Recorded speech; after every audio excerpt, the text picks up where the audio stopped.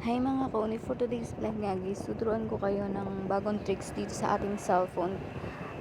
Simple lang to. Ito yung pag tumawag ka, hindi lalabas yung name mo or yung number mo. No caller ID ang lalabas.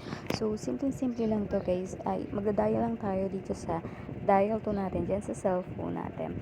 So, ilagay nyo lang yung asterisk 31 number sign. So, kailangan kapag kinol mo siya guys, ganito yung lalabas niya. Ibig sabihin guys, ready na yan. Pag tumawag ka, walang lalabas na number mo or ng name mo doon sa tinatawagan mo. So, para naman mabalik sa dati yan, tapos gusto mo ulit tumawag na lumabas na yung number mo, is ganito lang yung gawin mo. I-dial mo lang yung asterisk, uh, num, asterisk 31 number sign. So, ganun lang yung gagawin natin para mabalik yan. So, madali lang to guys. Ayan, i-dial mo lang siya na ganyan.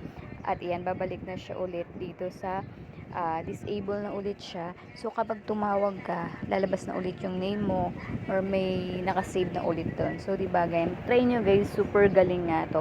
Okay na okay to para doon sa mga taong gusto mong i-prank na walang lalabas na number sa kanila. So, try nyo na yan guys. Yun lang guys. Thank you for watching.